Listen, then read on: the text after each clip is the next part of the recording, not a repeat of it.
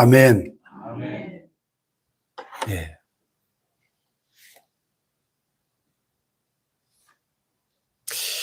사람들은 누구나 다 복을 좋아하고 복 받기를 원합니다.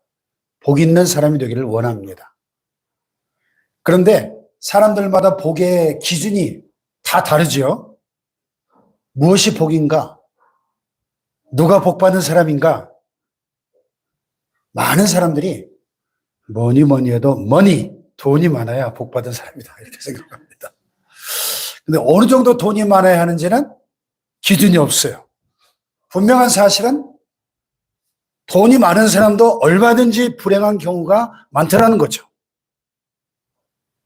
또 어떤 사람은 무엇보다 건강이 최고의 복이다 이렇게 말하는 분들이 있죠.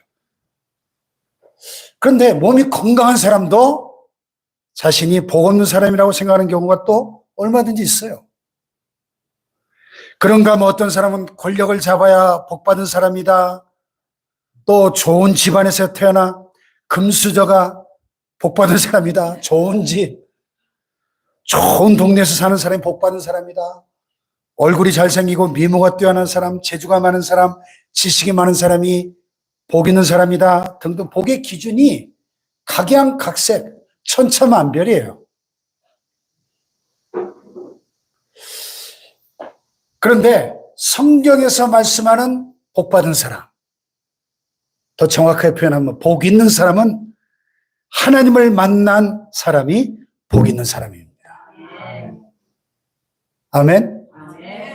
왜냐하면 하나님은 만복의 근원이시기 때문에, 만복의 근원이신 하나님을 만나서 하나님이 주시는 축복 속에서 사는 사람이 복 있는 사람인 줄로 믿습니다. 오늘 본문 말씀에 나오는 이 아브라함, 복 있는 사람이죠. 성경에 나오는 인물들 가운데 가장 복 있는 사람 중에 한 분이죠.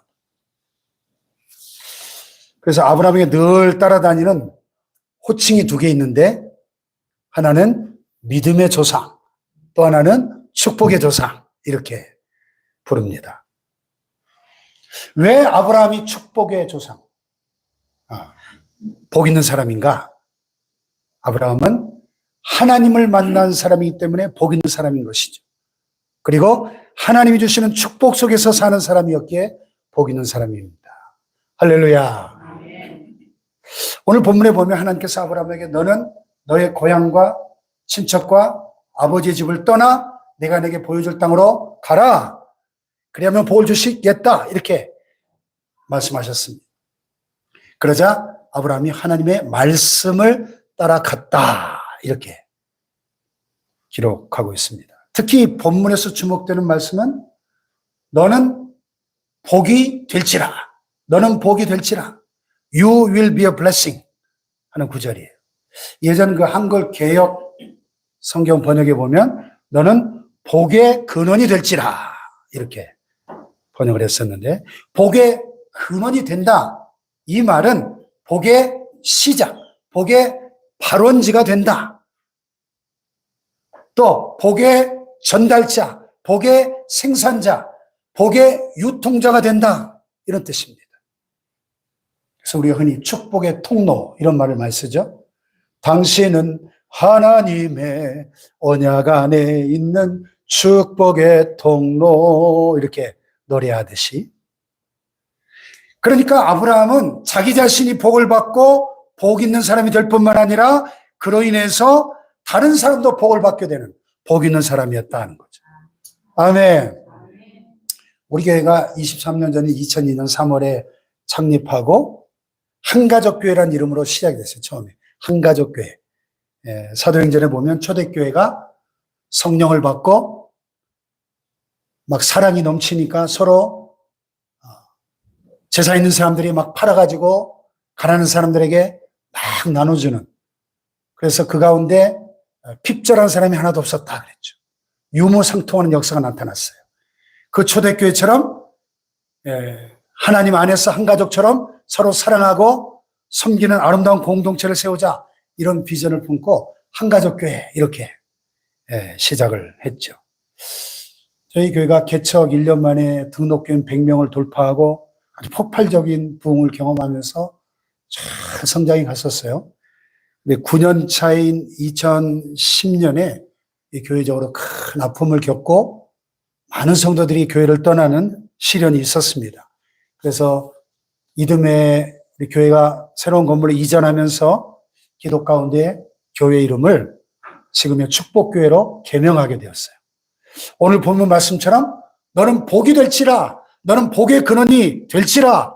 그래서 민족과 열방을 축복하는 교회, 하나님의 복을 받아 그 복을 민족과 열방 가운데 흘려보내는 복의 통로, 복의 근원이 되는 교회 비전을 새로 주신 것이죠. 할렐루야.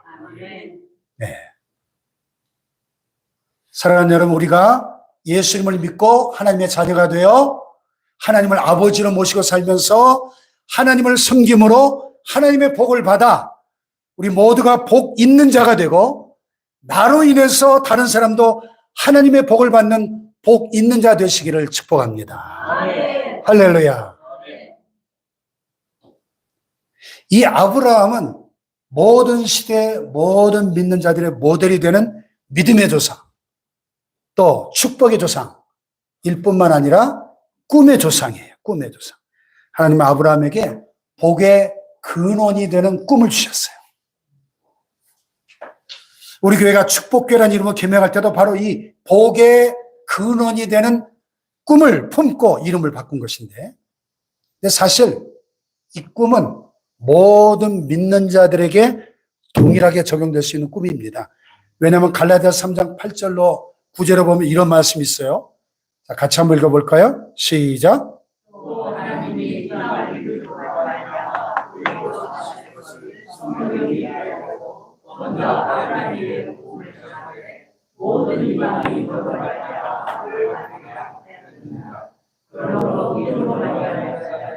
믿음이 있는 아브라함과 함께 복을 받느니라. 아멘. 믿음으로 말미암은 자는 믿음 있는 아브라함과 함께 어떻게 돼요? 복을 받는다. 이 구절을 공동번역에 보니까 이렇게 번역을 해놨더라고요. 그러므로 믿음으로 사는 사람들은 믿음의 사람 아브라함과 함께 복을 누리는 것입니다. 이렇게. 아멘. 예수님을 믿음으로써 하나님의 자녀가 되어 믿음으로 살아가고 있는 우리 모두가 그 믿음으로 말미암아 아브라함의 자손이 되었고, 그러므로 아브라함과 함께 복을 받아 누리게 되었다. 그런 뜻입니다. 아멘. 그러므로 오늘 우리가 아브라함이 품었던 이 복의 근원이 되는 꿈을 함께 품을 수 있기를 축원합니다.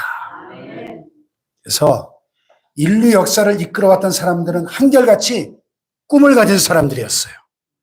하나님께서 어떤 사람을 위대하게 쓰시고자 하실 때는 먼저 꿈을 주셔요. 꿈을. 요셉을 보세요. 천하를 7년 대흉년의 위기에서 구원하는 일에 쓰시려고 일찌감치 먼저 요셉의 꿈을 주시잖아요. 꿈. 하늘의 해와 달과 별들이 절하는 꿈, 곡식 볕단들이, 형제의 볕단들이 막 절하는 희한한 꿈을 꾸게 하시잖아요. 그리고 그 꿈을 품게 하십니다. 그리고 쓰시죠. 애굽의 노예로 고통받는 이스라엘 백성을 해방시키기 위해서 꿈을 잃어버리고 살아가던 모세에게 호렙산 가시떨기 불꽃 가운데 나타나가지고 출애굽의 꿈을 품게 하시고 모세를 쓰시는 겁니다. 할렐루야. 또 하나님은 어떤 공동체를 쓰시고자 하실 때 그 공동체의 지도자와 그리고 그 공동체의 꿈을 주셔요. 뿐만 아니라 그 꿈을 품에 안고 살아갈 때 그 꿈을 펼칠 수 있는 무대를 주십니다. 무대를. 소프트웨어를 주시고 하드웨어도 주시는 거예요. 아멘. 아브라함과 이스라엘 민족에게 복의 근원이 되는 꿈을 주셨고, 그 꿈을 펼칠 수 있는 무대로 적과 꿀이 흐르는 가나안 땅, The Promised Land, 약속의 땅을 주셨습니다. 할렐루야. 아브라함은 고향, 친척, 아버지의 집을 떠나 하나님이 지시하시는 무대라고 할 수 있는 가나안 땅으로 들어갔습니다. 할렐루야. 성경에서 이 아브라함은 굉장히 중요한 존재예요. 제가 검색을 해보니까 성경 전체에서 아브라함 또는 그 이전에 아브람이라는 이름이 몇 번이나 나오나 찾아보니까 287회나 나와요. 아브라함의 이름. 또 신약 성경의 첫 장을 딱 펼치면 어떻게 시작되죠? 예, 아브라함과 더불어 시작이 돼요. 아브라함과 다윗의 자손 예수 그리스도의 계보라 이렇게 시작돼요. 그래서 성경에서 하나님이 누구신가 말씀하실 때 늘 아브라함의 하나님 이렇게 말씀하죠. 아브라함은 복의 근원이고 그가 받은 그 복은 예수 그리스도 안에서 우리 모두가 함께 받아 누릴 복이다. 그런 말씀입니다. 아멘. 그래서 오늘 본문은 그 아브라함이 하나님의 부르심을 받고 자신이 누구인가, 어디로 가야 하는가, 이 땅에 나는 왜 존재해야 하는가, 자신의 비전을 깨닫는 비전장이다. 이렇게 말할 수 있습니다. 하나님의 부르심이 있기 전에도 아브라함은 살아가고 있었어요. 그러나 하나님의 부르심을 받기 전인 오늘 본문 창세기 12장 1절 그 이전에는 아브라함이 어디서 어떻게 살았는지 성경이 자세한 기록을 우리에게 전해주지 않습니다. 왜 그럴까요?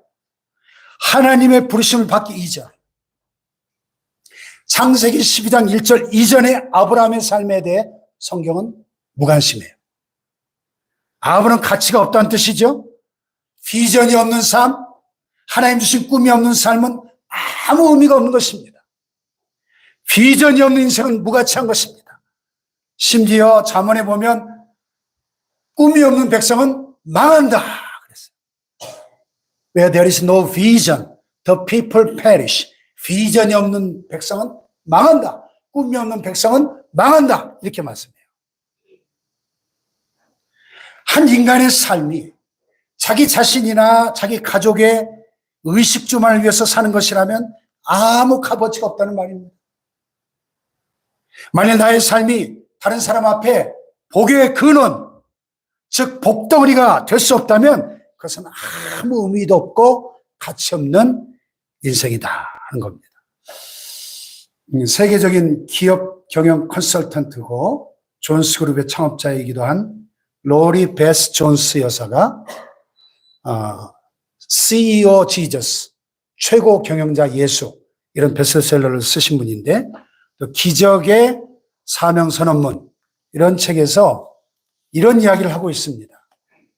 이 비전의 중요성에 대해서 이 땅에 기적처럼 위대한 업적을 남긴 사람들에게는 예외 없이 공통점이 있다. 그것은 바로 그들 모두에게 비전 선언문이 있었다는 점입니다. 특별히 성경에서 하나님의 부름을 받아 하나님의 능력으로 위대한 일들을 감당했던 사람들은 자신의 비전이 무엇인지 똑똑히 알고 있었다. 아멘.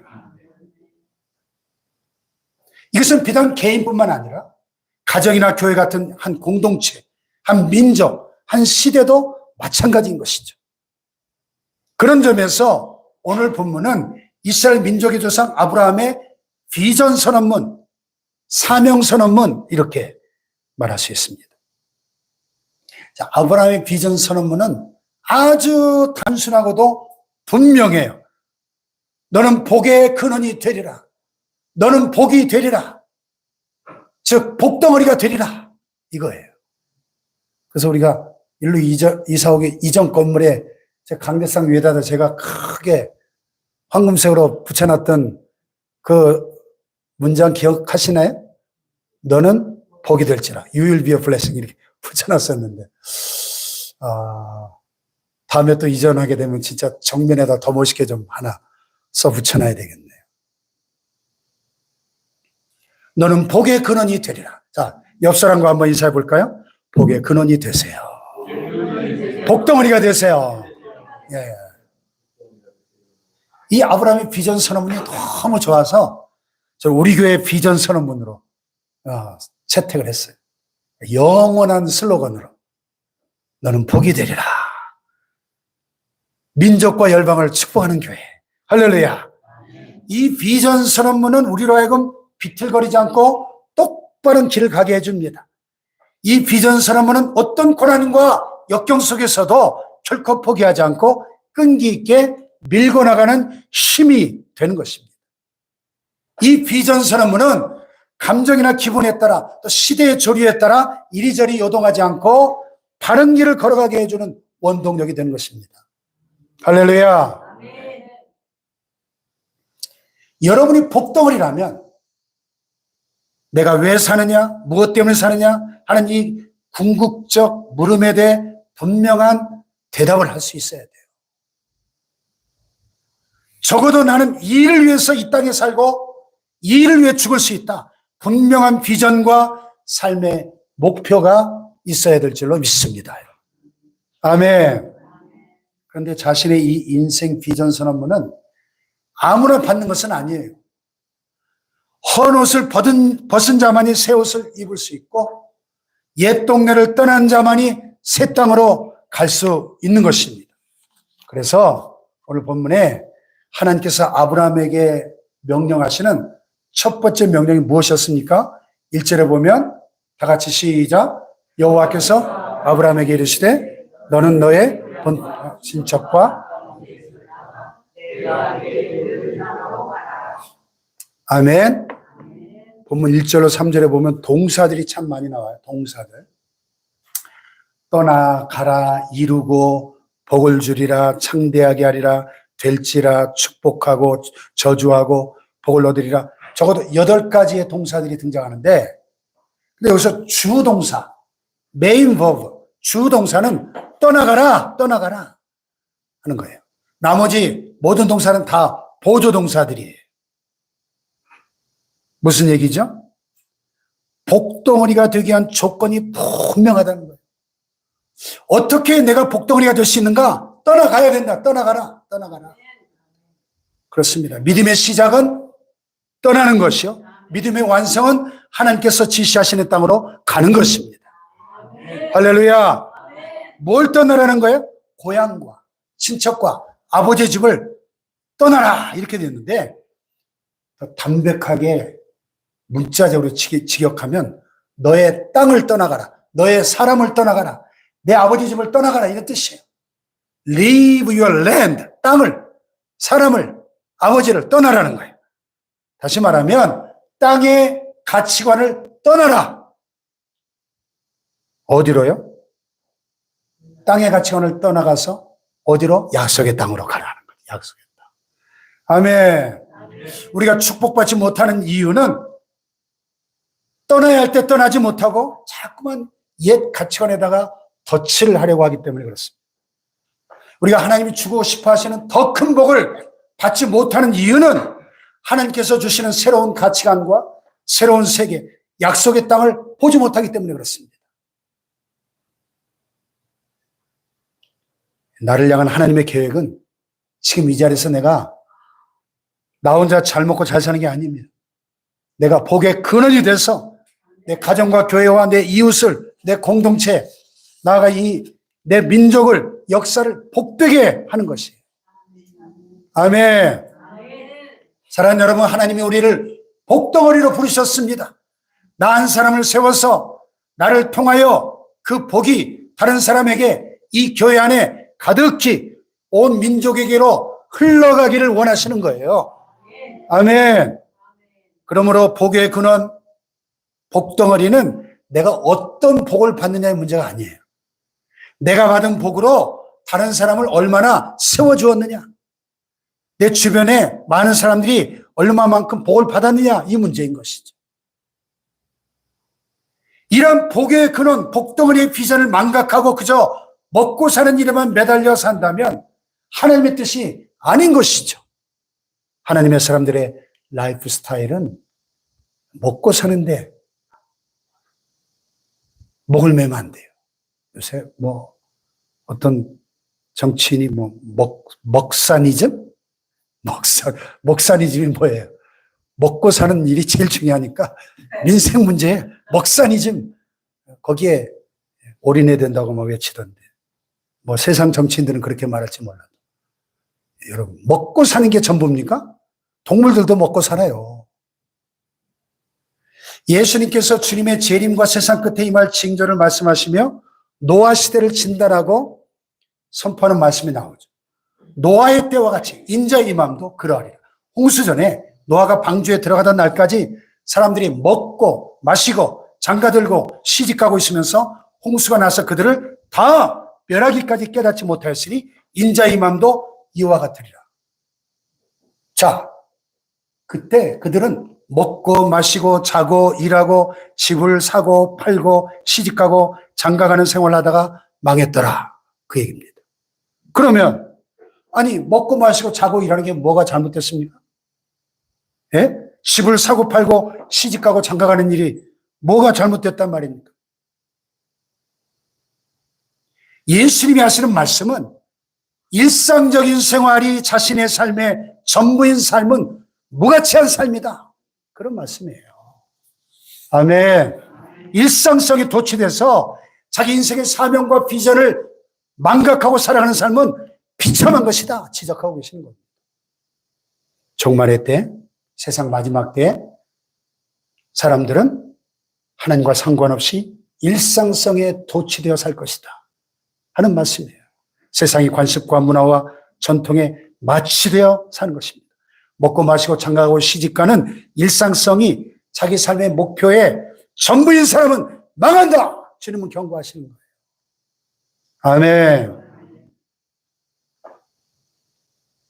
하나님을 모르고 하나님과 상관없이 살아가는 이 세상 사람들이 그렇게 사는 것은 어찌 보면 당연하다 하더라도 하나님의 부르심을 받았는데 그럼에도 불구하고 옛 생활 방식을 떠나지 못하고 거기에 매여 살고 있다면 하나님의 은혜의 삶을 상실할 수밖에 없는 거죠. 하나님의 은혜가 상실되면 모든 것을 내 힘과 내 계획과 내 경험, 내 재주만으로 살아야 되니까 얼마 못 가서 지치고 탈진하고 번아웃 돼버립니다. 자, 본문을 보세요. 언제 하나님이 약속하신 이 복이 아브라함의 삶 속에 현실화되었습니까? 4절을 보면 이에 아브라함이 여호와의 말씀을 따라갔고 그랬어요. 한번 따라해 봅시다. 이에 아브라함이 여호와의 말씀을 따라갔고 아멘. 아브라함이 하나님의 말씀을 따라갔다. 따라갔다. 그래서 따라갔다 이 말은 걸어갔다, 옮겨갔다 하는 뜻입니다. 아브라함은 하나님이 말씀하신 땅으로 걸어서 옮겨갔습니다. 즉 하나님의 말씀에 순종했다는 거예요. 순종했다. 아브라함이 하나님 말씀 그대로 순종할 때 하나님이 약속하신 복이 그대로 아브라함의 삶 속에서 현실로 나타났더라. 그 얘기입니다. 아멘. 최근에 미국의 여론조사 기관인 갤럽에서 여론조사를 실시했는데 미국의 성인 1000명을 대상으로 이런 질문을 했어요. 성경이 인간의 삶에 끼치는 영향이 얼마나 된다고 생각하십니까? 그리고 나서 질문의 답변을 5가지. 매우 크다, 크다, 다소 크다, 거의 없다, 전혀 없다. 그런데 조사 결과 전체 응답자의 33%가 매우 크다, 29%는 크다, 23%는 성경이 인간의 삶에 끼치는 영향이 다소 크다. 이렇게 대답을 한 거예요. 거의 없다 9%, 전혀 없다 6%. 그러니까 종합해 보면 성경이 인간의 삶에 끼치는 영향이 다소 크거나 매우 크다고 생각하는 사람이 몇 프로야? 85%인 거예요. 85%.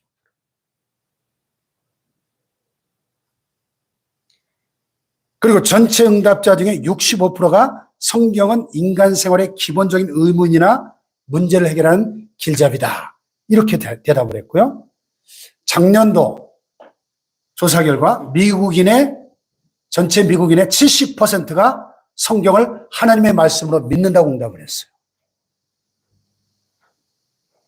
또 미국의 유명한 존 더반 출판사에서 동일한 여론조사를 실시해 보니까 응답자의 86%가 성경은 삶 속에서 직면하는 문제들을 해결하는 열쇠가 되며 진리가 된다. 이렇게 응답을 했어요.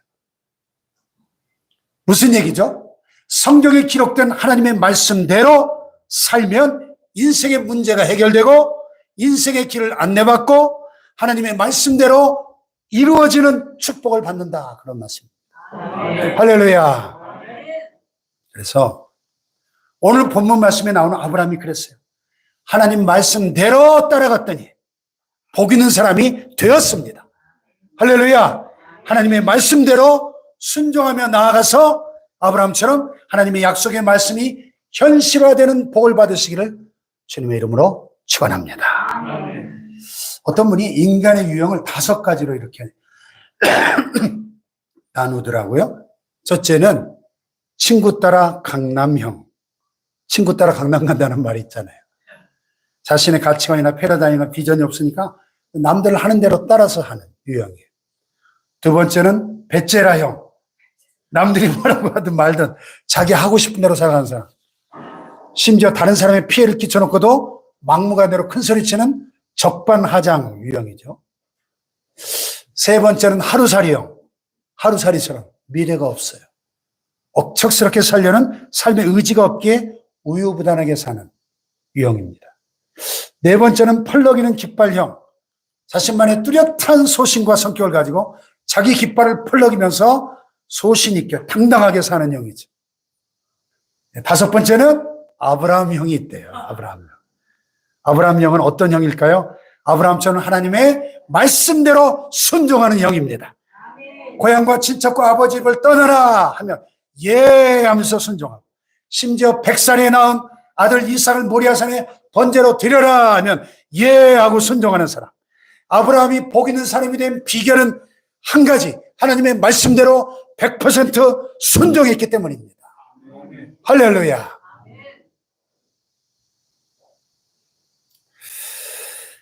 목사님 두 분이 유명한 경양식 집을 가서 이렇게 돈가스를 시켜서 먹고 있는데 슈베르트의 곡이 은은하게 흘러나왔습니다.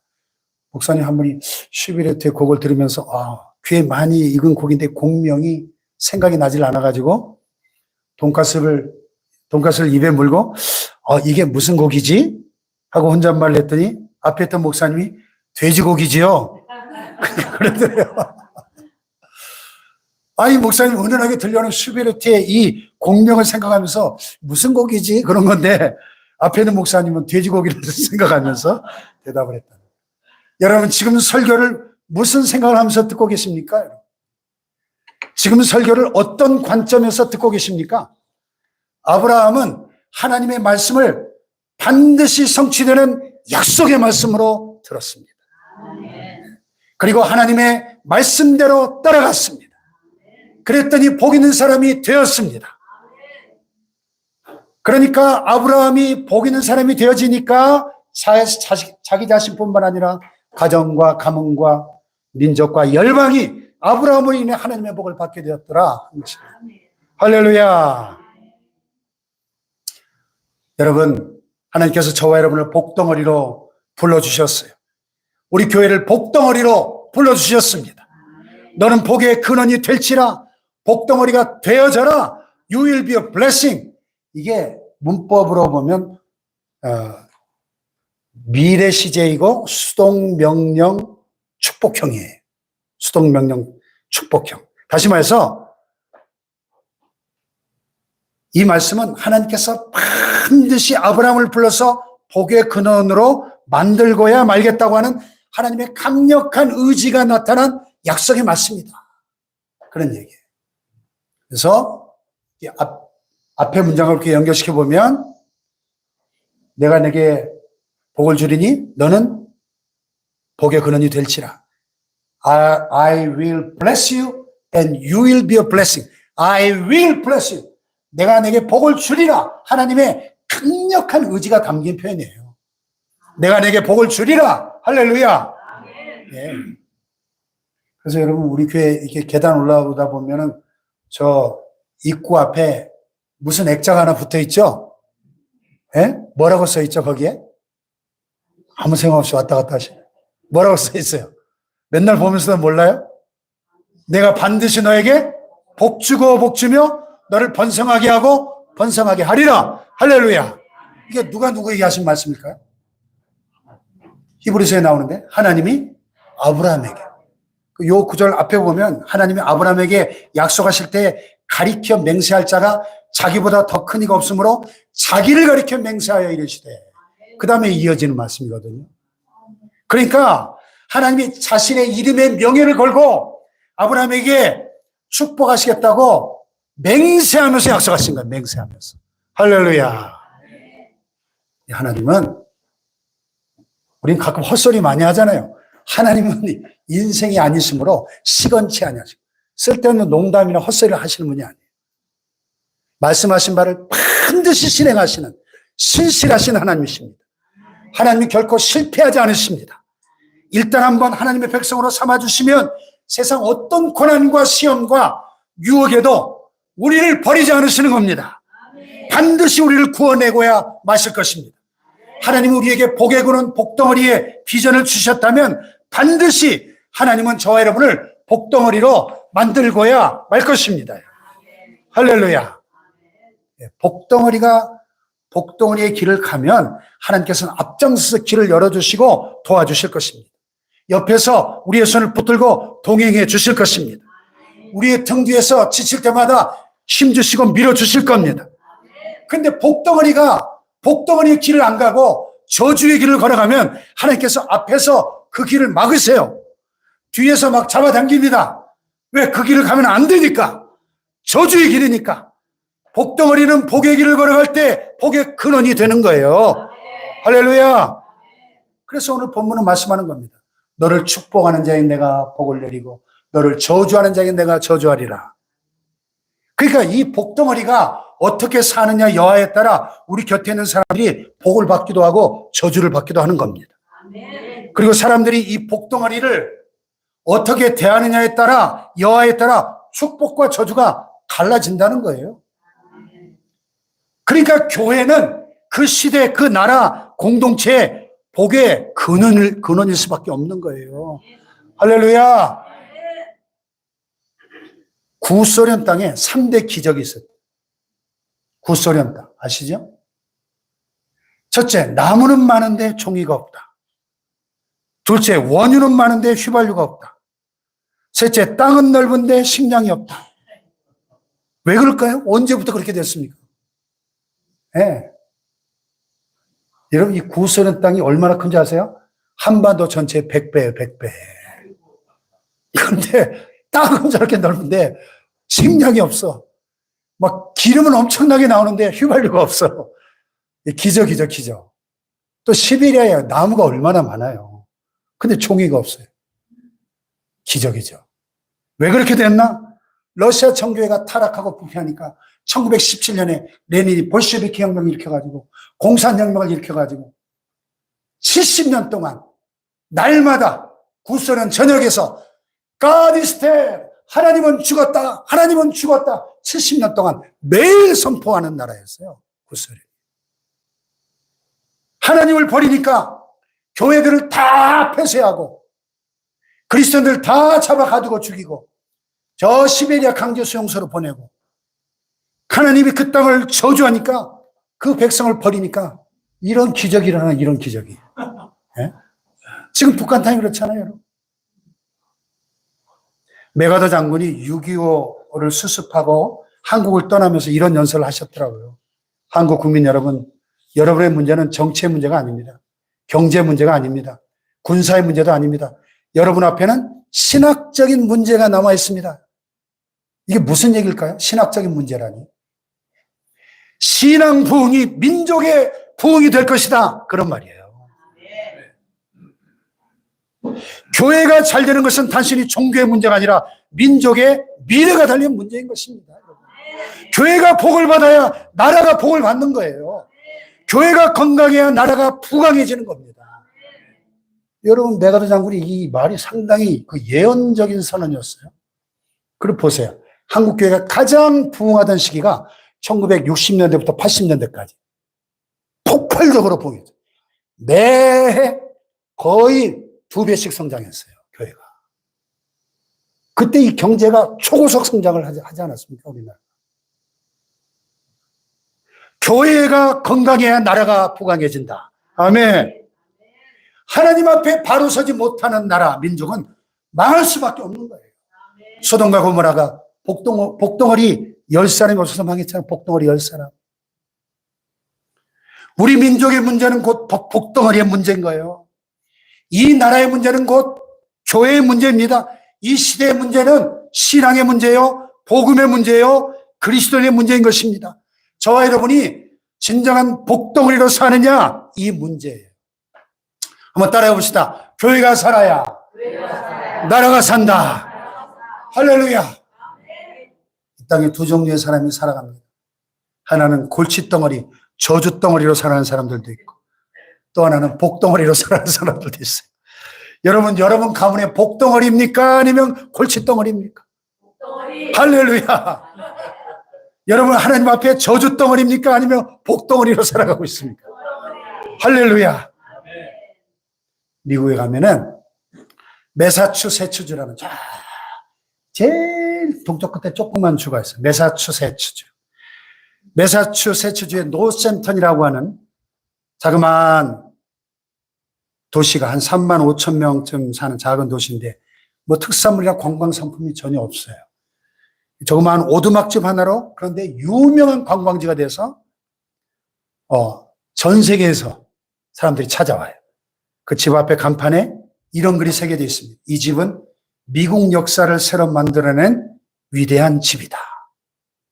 그리고 그 간판 밑에 그 집을 통해 미국을 살리는 많은 인물들을 기록해 놓았는데 이 집이 누구의 집이냐? 조나단 에드워즈라고 하는 프린스턴 대학 총장을 역임하고 미국의 제1차 영적 대각성 운동을 주도한 조나단 에드워즈 목사님의 집이에요. 미국의 교육가 알버트 윈십이 이 조나단 에드워즈 목사님과 동시대를 살다간 맥스 주크 두 사람의 후손들에 관해 연구해서 논문을 발표했는데 그 결과가 참 흥미롭습니다. 지금으로부터 약 200여 년 전에 오두막을 짓고 남편 조나단과 그 아내 사라가 가정을 이루고 살았는데 초라한 부부로 이름 없는 가문의 사람들이었는데 조나단이 세상을 떠난 지 약 140년이 지난 이후에 그의 일가 1390명으로 성장을 했습니다. 그 가문에 속한 후손들 가운데 대학을 졸업한 사람이 285명이었고 그들 가운데 13명의 대학 총장과 65명의 교수와 또 56명의 의사가 배출됐어요. 목사, 신학자, 선교사가 100명, 변호사가 100명, 또 판사가 39명, 또 부통령이 1명, 상원의원 3명, 국회의원 다수, 외교관 다수, 주지사 3명, 시장 3명, 군대장교 75명, 작가 60여 명, 철도회사 책임자 50명, 금융기관장 여러 명, 광산주 여러 명. 한결같이 그 주변 사람들에게 많은 유익을 남긴 사람들이었어요. 그런데 이 조나단 에드워즈와 함께 어릴 때 주일학교를 다니고 함께 자라난 친구였던 맥스 주크라는 사람이 있어요. 근데 어느 날부터인가 그가 믿음을 잃어버리고 교회를 떠나서 방탕한 생활을 하다가 신앙이 없는 어떤 여자와 결혼을 해서 가정을 이루고 자손을 낳았는데 후손이 1200명, 그중에 유아 사망 300명, 나태하고 퇴폐한 생활 습관으로 병약 환자 440명, 거지 310명, 범죄자 150명, 알코올 중독자 100명, 절도범 60명, 살인자 70명, 매천부 40명. 여러분, 이 얼마나 현저하게 두드러지는 대조적인 결과입니까? 조상 한 사람의 삶이 그 후손들에게 미치는 영향이 얼마나 지대한가를 이보다 더 잘 보여줄 수는 없을 것입니다. 그래서 많은 학자들이 이 조나단 에드워즈 목사님의 가문을 연구해 봤어요. 도대체 무엇이 이 가문을 이토록 빛나는 가문으로 만들었을까? 결론은 간단했어요. 조나단과 그의 부인 사라는 12명의 자녀들에게 아름다운 신앙의 유산을 물려준 거예요. 신앙의 유산. 학자들이 이렇게 결론을 내렸어요. 하나님을 신뢰하는 아름다운 신앙과 하나님을 뜨겁게 사랑하는 심장과 인생의 고난에 부딪혔을 때 전능하신 하나님의 이름을 붙들고 무릎 꿇어 기도하는 기도의 능력을 그들에게 남겨주었다. 할렐루야. 여러분의 조상은 어떤 분들인가요? 맥스 주크 같은 일입니까? 아니면 조나단 에드워즈 목사님 같은 분들입니까? 근데 사실 그건 내가 어떻게 할 수 없는 불가항력적, 내가 돌이킬 수 없는 일들이에요. 사실 그것은 중요한 문제도 아닙니다. 더 중요한 것은 오늘 나는 앞으로 태어난 수많은 나의 후손들에게 어떤 조상이 될 것인가 하는 이 질문을 던져야 돼. 나는 나의 후손들에게 맥스 주크 같은 조상이 될 것인가 아니면 조나단 에드워즈 같은 조상이 될 것인가 하는 것입니다. 내가 복덩어리로 살아가면 나의 후손 1000대까지 복 주시겠다고 하나님은 약속하십니다. 그래서 내가 저주덩어리로 살아가면 내 자손 3, 4대가 저주를 받게 된다고 경고하고 계십니다. 할렐루야. 사랑하는 축복교회 가족 여러분, 여러분은 복덩어리예요. 여러분 가정의 복덩어리가 되십시오. 이 교회 복덩어리로 살아가시기 바랍니다.